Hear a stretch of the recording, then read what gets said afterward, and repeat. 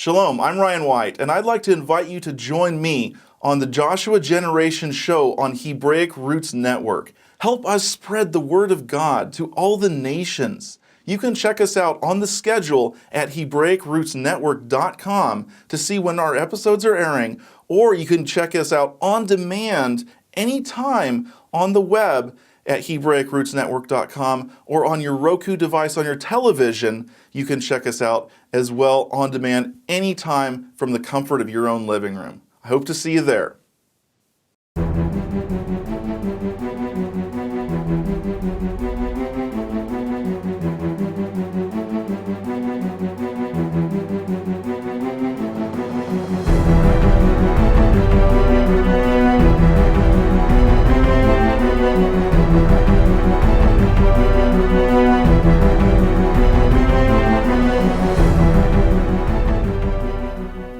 Shalom, I'm Ryan White of Rooted in Torah Ministries, and this episode we're going to be talking about justice and righteousness. And this is under the total theme of the gospel of the suffering servant. So we're going to be looking at the justice and righteousness associated in Isaiah 53. This topic, this is one of the most amazing topics that I've studied in quite a long time. It really has just opened up Scripture to me, understanding the concepts of justice and righteousness. And while this isn't the heaviest theme in Isaiah 53, as we've discussed in previous with the honor and shame part of this, that is the overall theme. There is a theme of injustice, which then when you start to understand the concepts of justice and righteousness according to the Hebrew understanding of the ancient Near East, it really starts to open your eyes to what was going on there in Isaiah 53 and with Yeshua.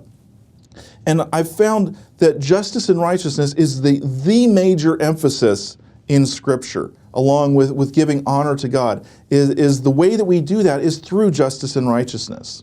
So we're going to look at where do we see justice and righteousness in the Scriptures to begin with. Well, in Isaiah 53, we see this in verse 8, where it talks about Yeshua being, or the suffering servant, who we know to be Yeshua, of course.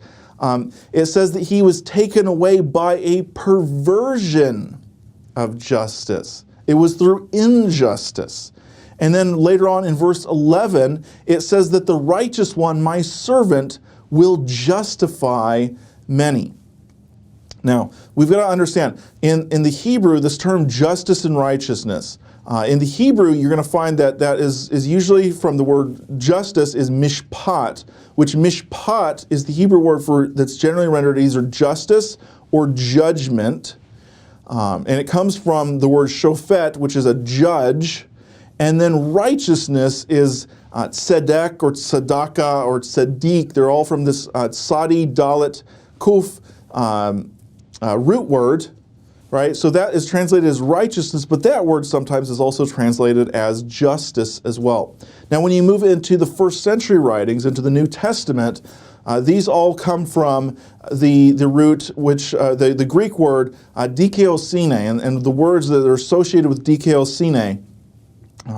And oftentimes you'll see that one translated as righteousness, to be right, to justify, justice, justification. These are all from the same word family, essentially. They're all associated terms here. So let's look at justice and righteousness in the Scriptures. One of the biggest places where we see this playing out is Isaiah 5, verse 7. Isaiah writes, "For the vineyard of Yahweh of hosts is the house of Israel, and the people of Judah are his pleasant planting. He expected justice, but behold, there was bloodshed, righteousness, but behold, an outcry." Pretty significant, right? Yahweh expected justice and righteousness, but instead he found bloodshed and crying out. And what's interesting is when you go and you look at the Hebrew, those words are all very similar. He expected justice, mishpat, but behold bloodshed, mishpach. It's one letter change from mishpat to mishpach. Righteousness, tzedakah, but behold, an outcry. Tza'aka, one letter change. It went from a dalet to an ayin in that word. And before it was a tet to a chet. Now that's really interesting. Why would Isaiah choose those words? Because there's other words that mean bloodshed, and there's other words that that could be used here. But he specifically uses these words to show parallelism, right? He's showing because these words are nearly the same, and from that we could take away something very important, and that's this: that justice, mishpat, through just a little bit of a change, can become mishpach, can become bloodshed. Righteousness, tzedakah, through just a little bit of a change, can become tza'aka, can become crying out, which is the opposite of righteousness. We need to be very careful when we understand that when we try to do justice and righteousness, when we use these terms, when we try to live according to justice and righteousness, to be very careful, because just a little bit of a change in our justice could lead to bloodshed. Right? If you look at throughout history, some of the worst crimes that have been committed were not because people wanted to do evil, it's because they thought they were doing what was right, and yet they perpetrated sins against humanity. Right? Even Yeshua. What happened with Yeshua? Were the people there just trying to be evil? No, they literally thought that they were doing what God wanted him. Just like in Isaiah 53, it says, "We esteemed him smitten, afflicted by God and oppressed." They thought, according to Isaiah 53, they thought that God was the one oppressing the suffering servant. But the reality was what? Was that they themselves were the oppressors. We need to be very careful that in our quest to do justice and righteousness, that it doesn't turn into bloodshed and an outcry, because we have just changed a little bit from the biblical concept of justice and righteousness into what we perceive to be justice and righteousness, but from God's perception is in fact bloodshed and an outcry, or an outcry. Now, where else do we see this justice and righteousness? We see this in the Psalms. In fact, these two words appear most frequently in the Psalms. Psalms 89, verse 14. "Righteousness and justice are the foundation of your throne. Loving kindness and truth go before you." And then again in Psalms 97, verse 1 through 2. "Yahweh reigns. Let the earth rejoice. Let many islands be glad. Clouds and thick darkness surround him. Righteousness and justice are the foundation of his throne." Does that sound like it might be kind of important? Absolutely. If righteousness and justice are the foundation of his throne, the very thing, the bedrock of his throne, the thing that holds up his throne, his authority in the heavens and on the earth, is righteousness and justice, this must be absolutely paramount. Right? This is something that has to be. This is the very core of Yahweh, is righteousness and justice. Jeremiah 23, verse 5.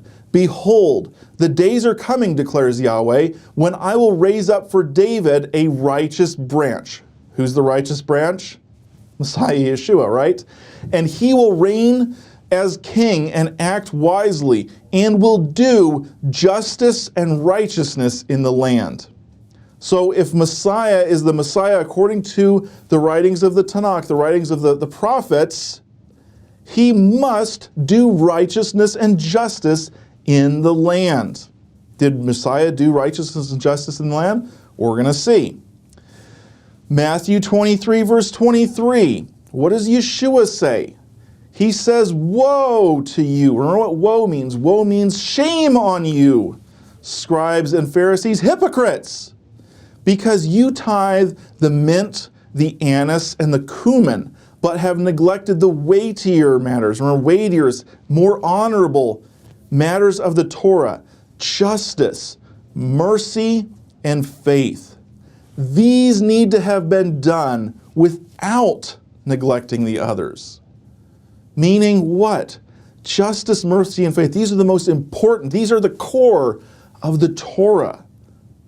If the core of the Torah is justice and mercy and faith, we must look through all of the commandments, through the mindset, the goggles. Put on your goggles of justice, mercy, and faith, if you will. That's how we have to look at the commandments. It's not about, well, this is how I think that this commandment should be done, or Rabbi so-and-so says that this commandment means this. No, we look to our rabbi, to Yeshua, who taught us how to do justice, mercy, and faith. And it's through those lenses that we must look at the Torah and determine how to do it. These need to have been done without neglecting the others. That doesn't mean that if as long as we have justice, mercy, and faith, we don't need the Shabbat, that we don't need the feast. We need the Shabbat and the feast. Absolutely. But if we're not doing justice, mercy, and faith, they have no meaning. Go read Isaiah 58. Isaiah 58 is very clear. Yahweh says, look, if you're going to keep the fast to me, but you're going to be oppressing people, I don't even care. It's as if you didn't keep it. It does not accredit you anything. There's no purpose to keeping the feast if you're in oppression, if you're not practicing justice, mercy, and faith. Okay? So where can we see the first occurrence of justice, mercy, or of righteousness and justice? This would be something very important. We need to know, is this a foundational principle in the Torah? Well, I'm glad you asked that. So let's go to Genesis 18, verse 19, so that we can find where we first find justice and righteousness in the Torah. Genesis 18, verse 19. Remember, this is where Yahweh, he comes and he's talking to Abraham, and it's kind of concerning Sodom and Gomorrah, and he starts to kind of have an internal dialogue with himself. And so Yahweh says, "For I have chosen him," being Abraham, "so that he may command his children and his household after him to keep the way of Yahweh by doing righteousness and justice, so that Yahweh may bring about for Abraham what he has promised him." Very important verse. Let's break this down. Who are the children of Abraham and his household after him? Well, if you read Paul, he says that if we're in Messiah, then we are Abraham's seed and heirs according to the promise. So that would be all of us, right? That's Israel. That is all of us who are believers in the God of Abraham, Isaac, and Jacob. We are his children and his household after him. So that's who it's spoken to Abraham and everyone who comes under the faith of Abraham, right? And he says, so that Yahweh may bring about for Abraham what he promised him. What did Yahweh promise to Abraham? He promised him the land. He promised him the multiplication of his seed, the fertility of his descendants. He promised him the resurrection. We finished up the honor and shame part by looking at that and seeing that the New Testament writers talk about that Messiah was raised to fulfill the promise to Abraham, right? So in order to Yahweh to bring about for Abraham and his children and his household after him what has been promised him, the land, the blessings, and the resurrection ultimately, what must be done? He has chosen him to command him to keep the way of Yahweh. By the way, do you know what some of the earlier believers called themselves? They called themselves the way. Kind of interesting. Keep the way of Yahweh by doing justice and righteousness. Justice and righteousness is the foundation of Yahweh's throne, and it's the foundation of what we need to do so that Yahweh can bring about the promises for Abraham. And obviously, ultimately, Messiah came down and did these things, but that doesn't negate the fact that we too must do them to bring about the promise brought to Abraham. Now that calls into question, what is righteousness and justice? And when I read this verse, I didn't know what righteousness and justice was. I had to learn what righteousness and justice meant. So, how can we determine what a word means? Well, there's many different ways, right? And honestly, the best approach is all of them together. I'm just going to tell you that. All of them together is the best way to do it. But here's the different ways we can do this. We could look at a lexicon. Now, if you look at righteousness and justice in a lexicon, it's really not gonna tell you much. A lexicon basically is just telling you all the different ways the word is translated in the King James, or whatever version it's based on. Right? So that will give you a little bit of a hint. You could look at the first word usage of righteousness and justice, which we kind of just did, that we looked at the first combination of those terms. You can analyze the usage throughout Scripture. You could look at the legal context. You can look at the cultural context. And you can even look at the Septuagint Greek to the Hebrew and see what the Septuagint Greek is. But ultimately, the best way, and really the only way to truly understand what a word means is to look at the context of its usage. What do I mean by that? Well, let's take an example from the English. If I asked you to define what does it mean what does the word right mean? Well, you could say, well, right, to be right means to be correct, and you would be correct. You could say it's orientation with respect to an object, right? My right hand, he's on the right side of me, the right side of the highway. It could be referring to a ritual action. These are the rites of passage.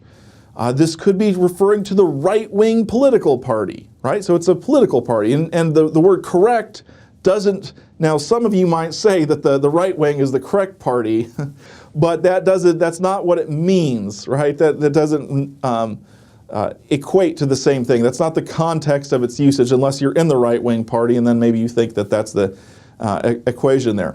Putting your right foot forward meant something. Being at the right hand of the king. Entitlement. I have my right to do this, right? This is my right. And then what about, so we have all these words and we look at these and we have to determine based on context of what it means. Now, let me put you in a scenario here so we can think about context, because there's one other thing. It has to be the culturally correct context. Why? Because the meanings of words change, right? What the word gay means today is not the same thing it meant 100 years ago. Think about this. What if I told you that I had the right to bear arms? Let's say we went into the future 1,000 years from now, and we didn't use this anymore, this terminology anymore. I told you were reading that I had said I have the right to bear arms. You might say, right to bear arms. He must be saying that he has the right to roll up his sleeves and bare his arms, right?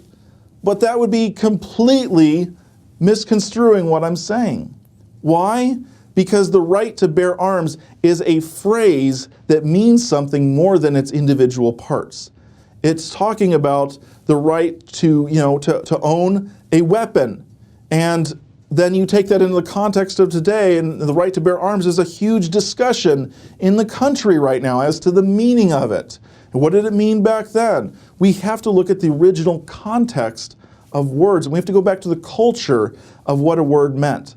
So, if we go back to the culture, guess what happens when we start studying the concept of righteousness and justice? And by the way, the Hebrew term for that is a hendiadys. And I probably mispronounced that word, hendiasis or something like that. But that's basically where you have two words that combined mean something more than their individual parts. And we're gonna look at them together, and then we're gonna kind of look at them as individual words themselves. If you go back to the ancient Near East, to the time of Abraham, and you talked about righteousness and justice, people would understand what you were talking about. It would be what today we might refer to as social justice. Now, I'm not talking about what social justice has turned into in the last 15 years with the political nonsense, but it's the concept of taking care of righting wrongs and giving justice for society, giving equity to the people. So let's break this down and let's look at what social justice or what righteousness and justice meant in the ancient Near East to the people who were reading, who were contemporaries of Abraham, who were contemporaries of Moses. This was very well known all the way through, all the way up to Yeshua's day. They knew righteousness and justice. How was righteousness and justice accomplished? Cancellation of debts of the state and the individual. And you got to realize, the Torah establishes righteousness and justice in a different manner than the other nations. And the other nations, typically, righteousness and justice would be established when an old king died, and when a new king rose to power, this king would establish righteousness and justice. That was his way of rectifying the wrongs, or sometimes it was used for his political gain. You think about our president right now, who ran on a lot of the concepts of social justice. Why? Because it's a political ploy, right? He was trying to gain the vote of the poor people, so they'll all vote for him, so he'll give them free stuff, right? That was even used back then. Some of the kings back then, they would establish justice and righteousness in order to gain the favor of the poor people. Now, you say, well, why they're the king? Why do they need to do that? Because even kings could be supplanted back then, right? If you're a king and you're a bad king, a powerful family might come and kill you off and take the throne, as long as they have popularity, because it's all based on honor, right? So these kings, they would oftentimes establish justice and righteousness when they came to power. But it was abused, just like it's been abused in America recently. It was abused back then too.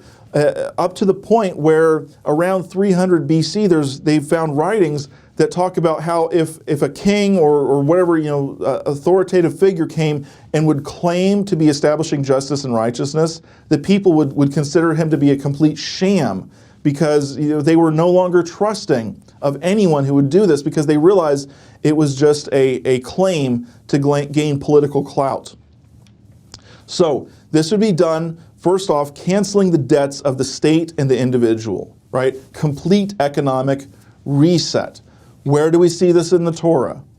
Well, we see this in the Shemitah year, in the sabbatical year. Once every 7 years, you forgive the debts, right? The slaves are released. Because remember, slavery back then wasn't, I go out and capture someone from a different ethnicity and I force them into slavery. When we hear the word slavery, we cannot anachronistically apply what we understand as slavery in America today, which is basically is an image built by the slavery of the African people. That's not what slavery in the Bible is. Slavery in the Bible, people sold themselves into slavery because they were in debt. Realistically, the best modern example is something that I experienced myself. I biblically sold myself into slavery, if you will, when I joined the U.S. Navy. What happened? I joined the Navy for a specific number of years, and for that, they agreed to pay me a certain amount during that time, and they gave me a sign-on bonus, right? That's the same thing as back then. If I fell into debt, they would give me a sign-on bonus to become their slave, which would be paying off my debts. And then I would serve them and I had to. What would happen if in the Navy, if I ran away? They'd come and they'd arrest me and bring me back, and they'd punish me, right? The concept that, when we hear slavery in the Bible, just think military service, if you will. It's servitude to pay off a debt that you had. Or if you were a criminal, what happens? You're a criminal, you have to pay restitution. If you can't afford it, you sell yourself into slavery in order to pay off this debt that you had. So once every 7 years in the Torah, the debts are erased, right? But this would only happen in the other nations when a new king took power. Liberation of slaves and freeing of prisoners. So just like I was just talking about, the Shemitah year, the slaves are released and the prisoners are released. Remember, the prisoners, they were political oftentimes, or they had done something wrong and they were being shamed. And most of the time it had to do with holding cells. We're not talking, if someone committed a violent crime, they didn't create a jail cell. And in fact, if you look in the Torah really doesn't even have the concept of jail as an instruction. God did not command them to create a jail per se. Why is that? We'll talk about that later on, about the injustice of the system of jails and such. Restoration of land to its original owners, the property and the inheritance. We see that in the Yovel, or the Jubilee year. Once every 50 years, the land is returned to its original owner. So if you fell into debt and you had to sell off your land, you sold it knowing that in 25 years, 30 years, 10 years, 1 year, that land would be returned to you. And so that's how God established righteousness and justice, is through a set cycle of every 50 years. Rectification of economic injustices. Overpricing would be corrected. And by the way, I am ready for righteousness and justice to be established in America, I'll tell you that. Overpricing, improper weights and measures, all of these things, all these economic injustices, they would set out and right them, right? You saw this with Yeshua overturning the tables of the money changers. He was rectifying economic injustices. Establishment of laws to protect the less fortunate.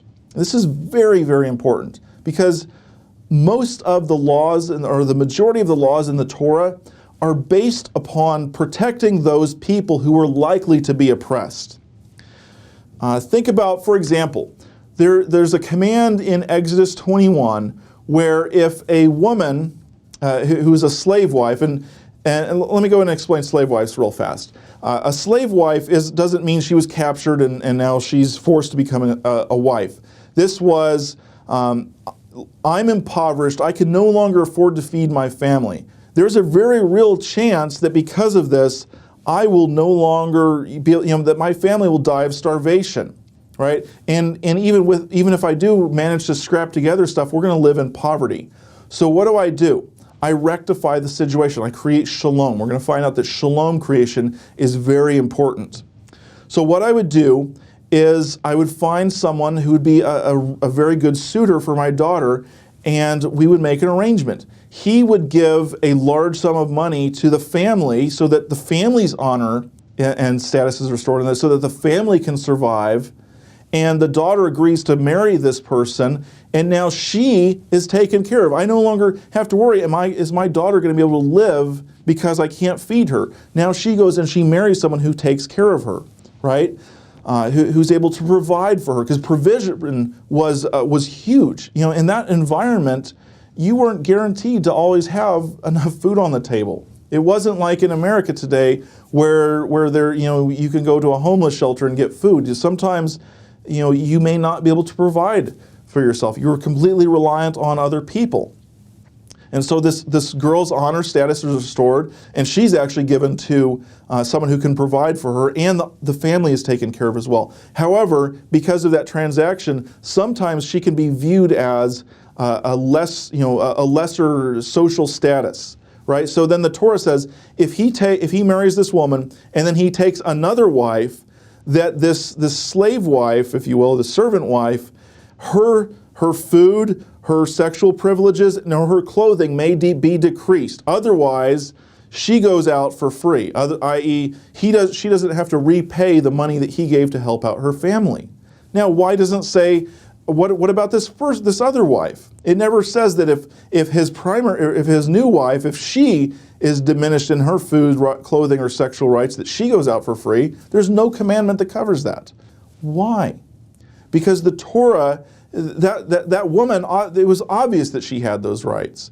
But in other cultures, that secondary wife, that slave wife, may not have the same privileges. If you look at the law codes of Eshnunna, Hammurabi, all of the famous law codes, they did not provide such protection to these women. Yahweh's laws provided. That's what the Torah is. It's an establishment of justice and righteousness. It's providing protection to those people in society who are likely to be oppressed. Because we all understand, they all understood that the regular wife had these rights, but it might have been misconstrued that this slave wife, or this servant wife, may not have these rights. And so Yahweh establishes laws to make sure that they have protection. Why? Because that's the basis of Yahweh's his throne, right? His justice and righteousness. It's taking care of the oppressed people of the world. I hope that makes sense to you. We're going to take a quick break right here, and we'll be right back. Shalom, I'm Ryan White, and I really hope that you've been enjoying all the incredible content here on Hebraic Roots Network. There's a lot of people out there who are dying to receive the good news of Yeshua, to understand the scriptures from a proper context, from the Hebraic context of scriptures. And we love to be able to provide this information to everyone. But you know what? We need your support because unfortunately, these things don't come for free. Help us provide the support for us to send this message out to the entire world. You can go onto HebraicRootsNetwork.com or give us a call at 1-800-657-9820.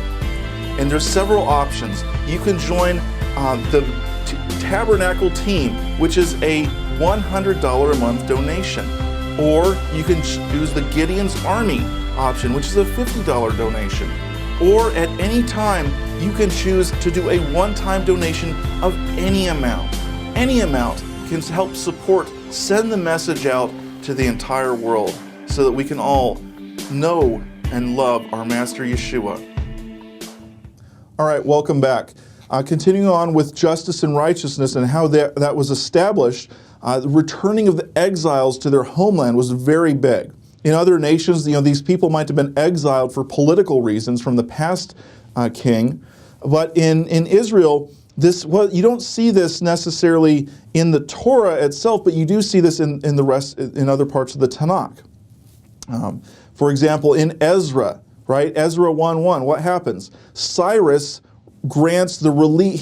And if you're careful and you read it, in Ezra 1:1, it says, now in the first reign of King Cyrus, he proclaims a release of the captives from Babylon. And so the Jewish captives are released. He established justice and righteousness.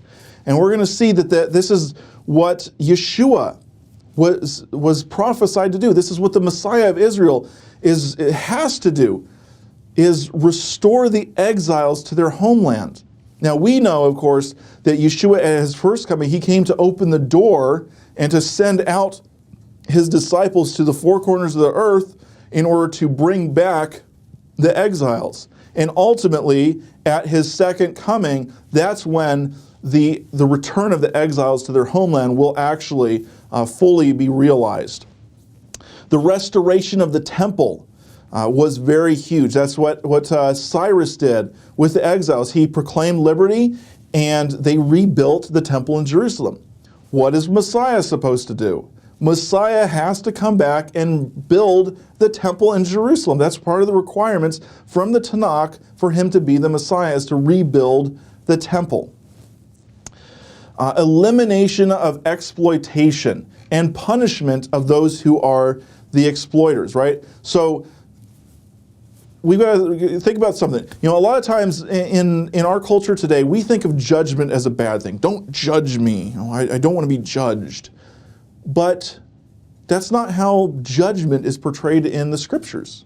David, in fact, at one point, I think it was in the Psalms, he cries out to God and he says, "Judge me, O Yahweh." Why would David want judgment? Well, because judgment is only a bad thing if you're an exploiter and an oppressor. Judgment means that a judge comes down and he renders a verdict. Now, if you're on the right side, then judgment is something good, that you want to be judged. If you're an oppressor, judgment's not such a good thing, right? That's a bad thing. So when Yeshua returns, what's he going to do? He's going to punish or eliminate the exploiters. He throws the beast and the false prophet into the lake of fire. He slaughters the nations that come up to Israel, and then those who are left, if you read in Zechariah 14, those are who remain of the nations who came against Israel. They are now required to come up to the Feast of Tabernacles, and if they don't, they receive no rain. Punishment of the exploiters. Establishing equality, equity for all people. That's what the Torah did. You shall have one law for both the stranger and for the homeborn, the native born. You do not treat, in Yahweh's kingdom, there are no second-class citizens. Paul was very clear on that. There is neither Jew nor Greek, male, female, slave, or free person. That doesn't mean that we don't all have our own unique personalities, our own unique backgrounds. What is he saying? He's saying there's no difference in God's eyes. We're all equal. We all have the same responsibilities and receive the same blessings. The Torah is for the Jew and the Gentile. Even though realistically in God's kingdom, there's not Jew and Gentile, we're all one in Messiah. We're all, according to realistically, if you look at Romans 2, Paul's definition of a Jew is one who has circumcision of the heart. So, when we understand this term, we're all Jews, if you will. That's not to take away someone who has the cultural heritage of a Jew, but that we should not ever sit there and think that someone is better or that God loves someone more if they are a Jew. He loves us all the same. He established equality for all people. Doesn't matter where your background is, we are all equal in the eyes of God. Division of the land to the needy was the last part. And we see this in Ezekiel chapter 47, I believe it is. This is chapter 40 through 48 of Ezekiel is all about Messiah's rebuilding of the temple in the millennial kingdom. And when he rebuilds the temple, if you look at it, it talks about the division of the land back to the 12 tribes. That's one of the key ideas that that Ezekiel's temple is not prophesying about the second temple because the 12 tribes did not come back into the land and receive their inheritance. And then when you read Ezekiel 47, what does it say? It says, the stranger, when he chooses which tribe, which land he wants to dwell in, you shall give him inheritance in the land. So even the strangers receive a portion of the land, their division of the land to everyone. Terminology. Righteousness and justice is the key phrase, but there's a lot of other terminology that's associated with this term. Just like when we talked about honor and shame, there's a lot of terminology associated with honor and with shame. Granting of kindness and mercy, granting of freedom, establishing righteousness, establishing liberty, establishing of equity, being upright. And think about all the times you see these terms, especially in the writings of Paul. The king being referred to as the sun, or references to shining forth. Now think about this. Remember when it talks about Yeshua being the son of righteousness, it says that the son of righteousness will arise with healing in his wings. Let me give you a little hint here. First off, that's not a play on words with Yeshua being the Son of God. In English, it might be a play on words because you got S-U-N, son, and S-O-N, son. But in Hebrew, you got Shamash and Ben, right? The Ben Adon, the son, or Bar if you're in Aramaic. Those are two completely different words. He's talking about the son, the S-U-N of righteousness. Well, why would he be talking? Isn't the son a pagan god? Well, he's using terminology that was understood. He's not saying that Yeshua is the sun god. He's saying Yeshua is the son. He is the one who establishes justice and righteousness. Also, example, shining forth. We see Isaiah 58, verse 8. And this is, once again, you really need to go out and read Isaiah 58, verse 8 again after this. This really starts to make a lot more sense. But basically, Isaiah 58, verse 8 says, going up a little bit, if you loosen the bonds of wickedness, if you let the oppressed go free, divide your bread with the hungry, bring the homeless into your house, clothe the naked, not hide yourself from your own flesh. Then in verse 8, then your light will break out like the dawn, and your recovery will go forth speedily. Your righteousness will go before you, and the glory or the honor of Yahweh will be your rear guard. So that the idea of shining forth is associated with the establishment of righteousness and justice. The king being referred to as a shepherd. When Yeshua came on the scene and said, I'm the good shepherd, people didn't look at him and go, aren't you a carpenter's son? That doesn't make any sense. I thought he was like, wasn't Yeshua a carpenter? You don't ever hear them saying that, right? Why? Because they all understood what a shepherd was. All of the great kings of the ancient Near East referred to themselves as a shepherd to their people. It's a term referring to the one who establishes justice and righteousness for his people. Bringing of the gospel or the good news. Let's go first to Isaiah 61, verse 1. it reads, "The Spirit of Yahweh or Adonai Elohim is upon me, because Yahweh has anointed me to bring the good news to the afflicted. He has sent me to bind up the brokenhearted, to proclaim liberty to the captives and the freedom of prisoners, to proclaim the favorable year of Yahweh and a day of vengeance, to comfort those who mourn." The good news to the afflicted, what is that? That's talking about the gospel, which is brought to the afflicted, the liberty to the captives, freedom of prisoners, vengeance of our God upon those who are the oppressors. The gospel is establishment of justice and righteousness. And now that makes a whole lot more sense when you go to Galatians 3 verse 8. What does Paul say here? He says, "The scriptures, foreseeing that God would justify," i.e. declare righteous, "the Gentiles by faith, preach the gospel beforehand to Abraham, saying, all nations will be blessed in you." Let me ask you a question. When did God preach the gospel to Abraham? When did he do that? Is it possible that Paul is drawing on Genesis 18 verse 19? By doing follow the way of Yahweh, by doing justice and righteousness, so that Yahweh may bring about for Abraham all that he has promised him. Bringing the good news, the gospel, that is the establishment of justice and righteousness. And you say, well, the Messiah, he brought the Messiah is Yeshua's death and resurrection. Absolutely, because Messiah's death and resurrection is all about justice and righteousness. Remember we just read in Jeremiah 35, or where was that? Jeremiah 23 verse 5, that the Messiah must establish justice and righteousness. We're going to see here in a couple minutes just how Yeshua's death, burial, and resurrection is all associated with establishing justice and righteousness. Okay? The way or the path was also common terms. Oftentimes you see maybe like King Hammurabi, the way of the king, right? That's referring to the establishment of justice and righteousness. So what was the process for them to establish justice and righteousness? Well, the first thing that had to be done was proclaiming it throughout the land by a royal figure.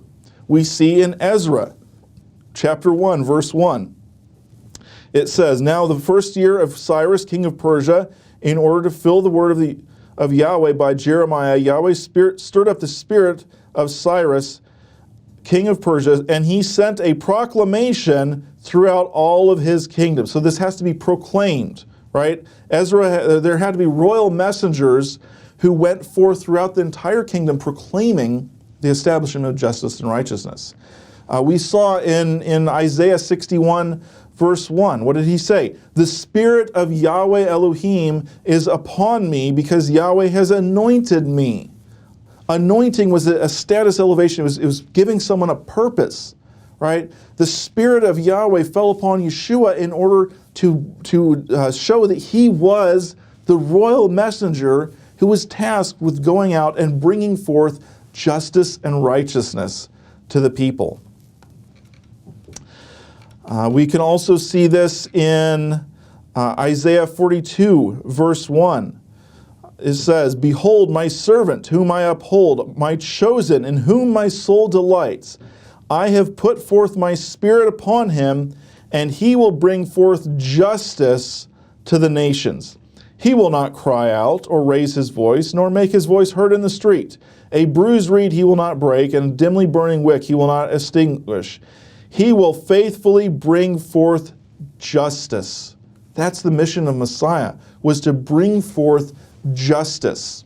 In fact, think about this. Who proclaimed liberty to the captives in Egypt? Was it just any man? No. It was a prince of Egypt.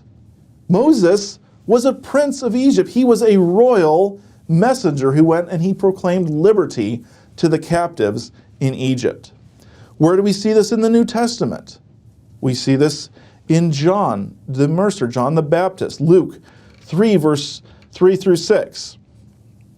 It says, "He came into all the district around the Jordan, preaching baptism of repentance for the forgiveness of sin. Remember, the forgiveness of sins is associated with the concept of when justice and righteousness is established, sins are forgiven. The captives are released. The debts are pardoned. Sin and debt are linked. In fact, the terminology is often exactly the same in the Hebrew, especially in the first century. These concepts are linked. It says, as it was written in the book of the words of Isaiah the prophet, the voice of one crying in the wilderness, make ready the way of Yahweh, make his path straight. Every ravine will be filled, and every mountain and hill will be brought low. The crooked will become straight, and the rough roads will become smooth, and all flesh will see the salvation of Yahweh. Okay, so what's the purpose of John? John was there. He was proclaiming the upcoming freedom, the upcoming liberty in Yeshua. That was his function, was to go forth and proclaim, to be that royal messenger. And that's why there's a focus on him in the scriptures, is because if Yeshua is going to be the one who establishes justice and righteousness, John has to go forth and proclaim it as a precursor, and Yeshua also served as a royal messenger of sorts as well. So, liberty has to be proclaimed. How is this proclaimed? Well, they would send a signal throughout the land, and there's 3 specific signals that we see that are very important. The blowing of the shofar, the lifting up of a torch, and the raising of a a pole or a banner. Can't mix up the first 2 letters, right? That was this pole or this banner is just put up at the gate of a city specifically, but you also see it just raising up the banner. So let's go through and see the scriptural examples of where we see these sorts of things being spoken of. The blowing of the shofar, Leviticus 25, verse 9 through 10. You shall sound a ram's horn or a shofar abroad on the 10th day of the 7th month. On the Day of Atonement, you shall sound a horn throughout all your land, and you shall consecrate the 50th year and proclaim a release throughout the land and all its inhabitants. It shall be a yovel or a jubilee for you. Each of you shall return to his own property, and each of you shall return to his family. So the jubilee, the yovel year, how did it start? With the blast of the shofar. Isaiah 27, verse 13. In that day, Yahweh will start his threshing from the flowing streams of the Euphrates and the brook of Egypt. You will be gathered up one by one, O sons of Israel. It will come about also in that day that a great shofar will be blown, and those who were perishing in the land of Assyria and who were scattered in the land of Egypt will come and worship Yahweh in the holy mountain of Jerusalem. So it's this blowing of the shofar that signals those who were exiled out of the land, who were dispersed, the diaspora, to return to the land. Something really interesting, the Amidah prayers, they're also called the Shmoneh Esrei, the 18 benedictions. These are prayers that Jews today, they pray 3 times a day. They're called the standing prayers. That's what Amidah means, is to stand. And I want you to listen to 2 of the prayers that are prayed. Sound the great shofar for our freedom, and raise a banner to gather our exiles. Bring us together from the 4 corners of the earth into our land. Blessed are you, Yahweh, who gathers the dispersed of his people Israel. And then again, the very next prayer that they pray, restore our judges as in former times, and our counselors as of first. Remove from us sorrow and groan, and reign over us, you, Yahweh, alone, with kindness and compassion, with righteousness and justice. Blessed are you, Yahweh, the King who loves righteousness and justice. Isn't that amazing? 3 times a day, they are praying for Yeshua's return. They're praying for Yeshua because he is the King who is going to come and restore justice and righteousness, to establish it throughout the land.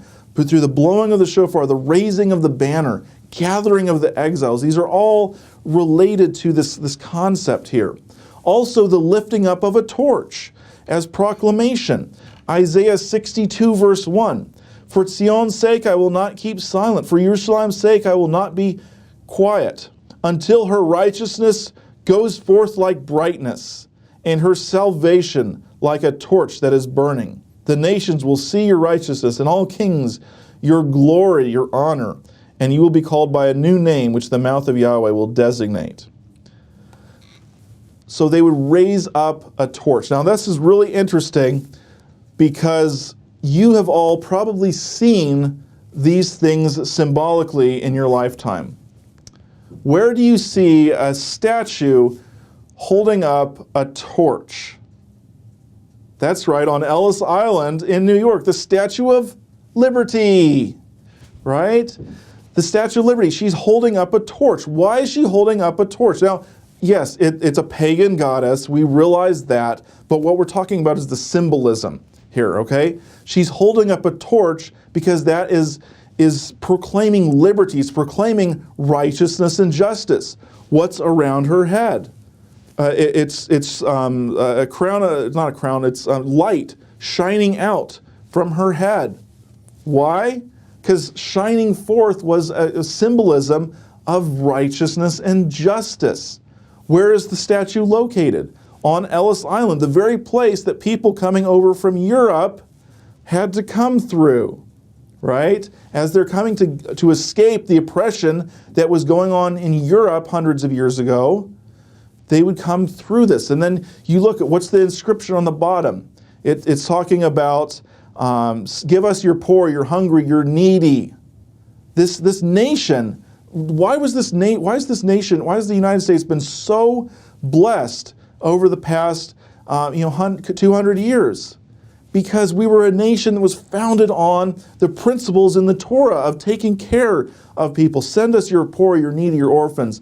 Let us establish justice and righteousness for you, right? When a nation establishes justice and righteousness, Yahweh honors that. He blesses that. Now that's not to take away from Israel, right? We know that we are all going back to Israel, but when the United States was founded on justice and righteousness, Yahweh poured out his blessings and made this nation one of the greatest nations on earth at the time.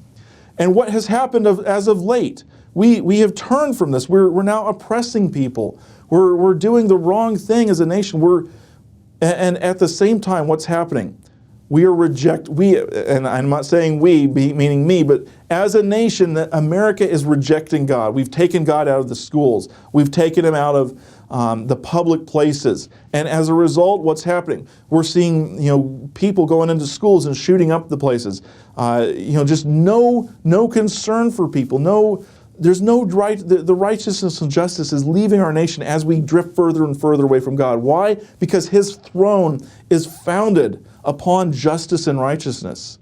That drawing near to him means justice and righteousness. And when we as a nation stop performing justice and righteousness, we stop worshiping the God of Abraham, Isaac, and Jacob. And because of that, things are going downhill very quickly for us. Establishing a banner or pole at the gate of a city as an act of permanent liberation.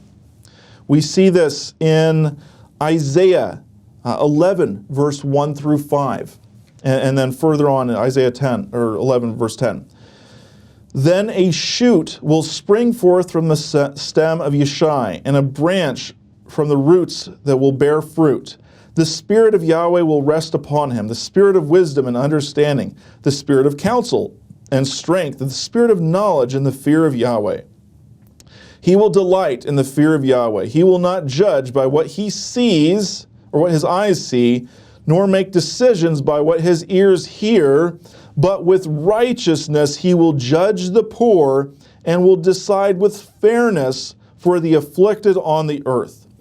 And he will strike the earth with a rod of his mouth. Now, you got to understand, in the ancient Near East, a rod represented your authority. A rod or a staff was your symbol of authority.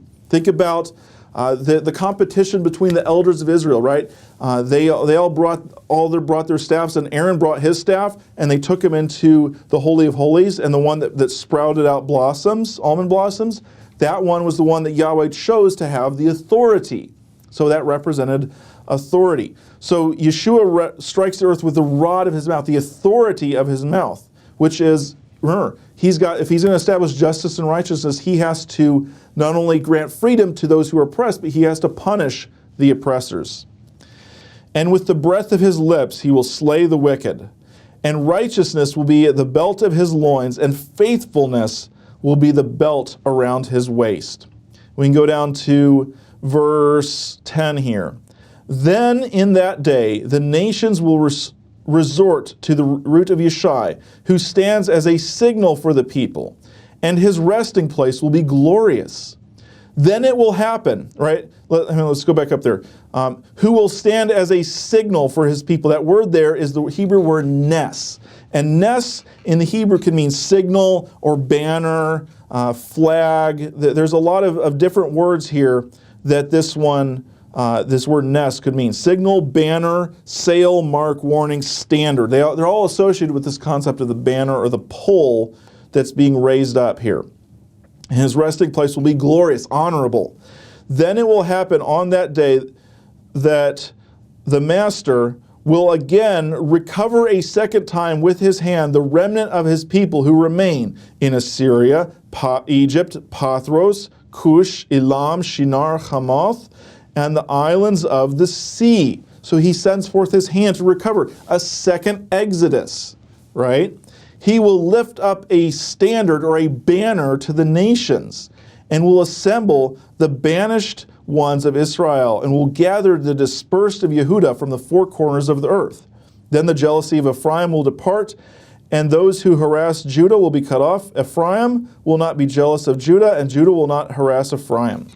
So there'll be equity. They will restore and establish equity and justice. There'll be one in Messiah, the one who raises up the banner or the signal for the people. We also see this in Isaiah 49, verse 22.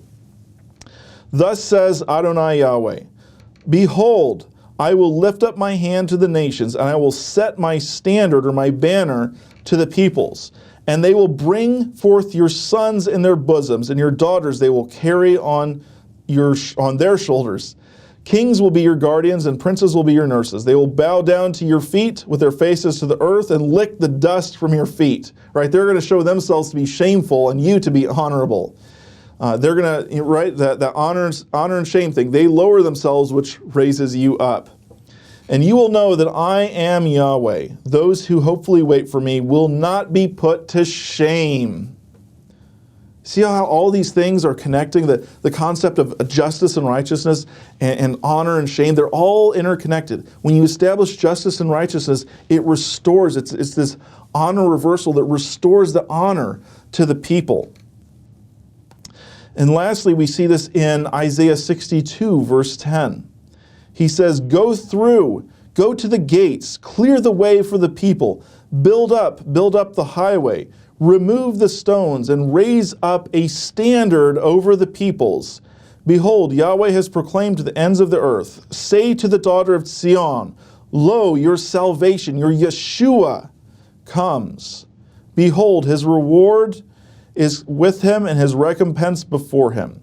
They will call them the holy people, the redeemed of Yahweh, and you will be called, sought out, a city not forsaken.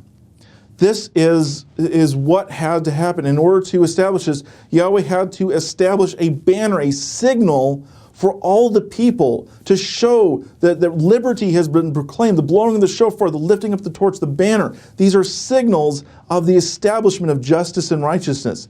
And what we're going to find out is that Yeshua came and he started the process of establishing justice and righteousness because it takes time to go through the whole ends of the earth. The proclamation has to go out to the ends of the earth, and then the people will be regathered, and righteousness and justice will truly be established in the millennial kingdom. So we're going to go ahead and end here for part 1 of righteousness and justice, and we'll be back to continue on with the teaching.